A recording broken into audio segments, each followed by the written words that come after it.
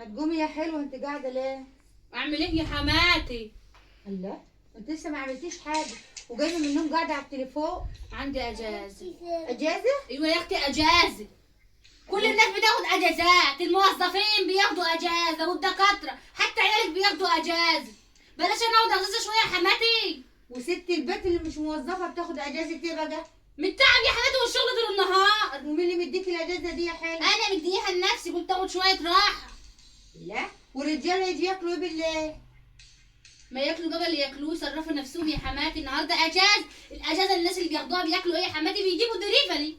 بيجيبوا ايه؟ دليفري. وانت عرفت تقولي دليفري؟ ايوه يا يا حماتي. حلاوه يا اختي. هخلي الراجل يجيب لنا دليفري معوج يا حماتي. قومي يا بنت شوف اللي وراك. مش فاضيه يا حماتي، سيبيني قاعده شويه بقى يا حماتي في امان الله، ما تطهقنيش. مش كل شويه تطلعي لي بخازوق. خلاص ادي لبطنك روحي اجازه النهارده. لا بطلي مش هتديها اجازه لا. يا حبيبتي. لا. لا جوزي لا. هيجيب لنا دليفري. ايه؟ دليفري. دليفري؟ ايوه يا اختي. والله ما عرفت الدليفري. الله إيه؟ يرحم. الله يرحم يا حماد. الله يرحم يا الله أختي. يرحم يا حماد.